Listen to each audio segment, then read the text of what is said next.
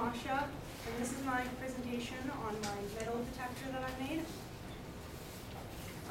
So the first thing I want to talk about was all the issues that I had with the PCB board.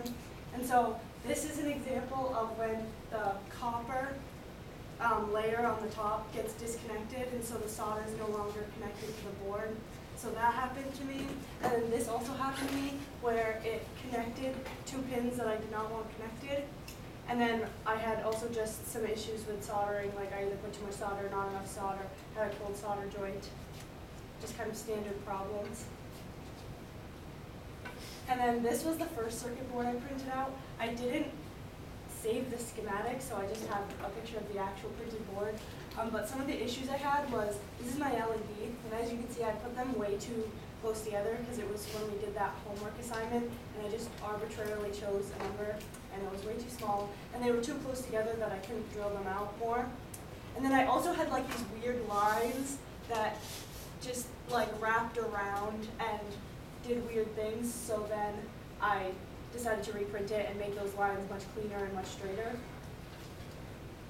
And then this is my schematic, which is pretty similar to what everyone's looks like, I think. But here I have my inductor, my switch, my LED, and some test points. And then this is my final board. So as you can see, like the lines are way cleaner. There's not all those ones that wrap around different things. And then Satan has also said that the line to my inductor, this one, had to be pretty straight and not cross by any other ones because that will affect it. And that is what I went with. And then this is what I made for my base. I made my base in SolidWorks because I didn't know how to use the Tinkercad software. Like I tried to use that, but it did not go well. And I've taken a lot of classes in SolidWorks, so I just did that. And then I just made a thing right here that you just put the board in, and then you put the little inductor wires and then wrap it around there, obviously. And then the battery goes back there. And then this is my lid. I kind of messed this up. I had to reprint it. I forgot about the fact that we have to be able to see an LED. So you could see it through the lid because the plastic was not that opaque.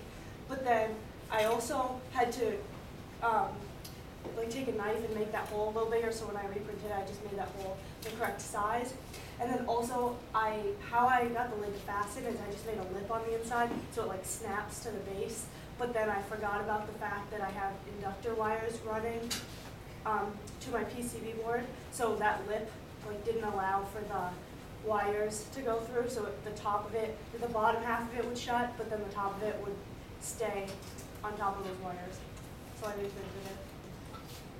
And then this is what I ended up with. I just did a little cutout for my LED. I also originally put this cutout too far back here, and so it interrupted with the Arduino. Like you kind of had to make it crooked to put the switch in the hole. And so I moved that more forward, so now there's nothing beneath it to interfere. And then you can see the LED. And I have a nice little handle for removal. And that's my whole presentation. Do you have it working? That's a relative term. It's like something occurs.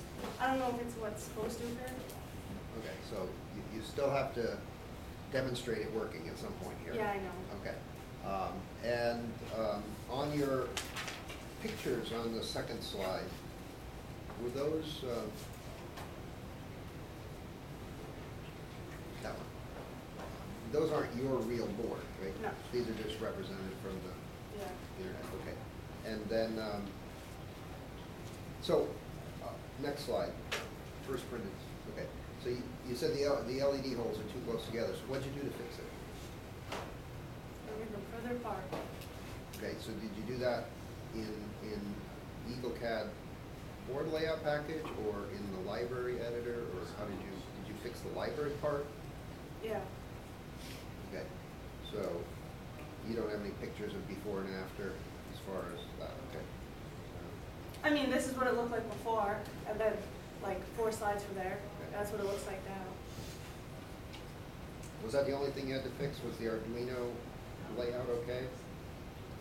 I mean, I just changed like the way the traces were laid out. Okay. But, Did we have to oversize the pins or anything? I don't no, know. because I did that from the start. Okay. Like, all of these are oversized. Okay. All right.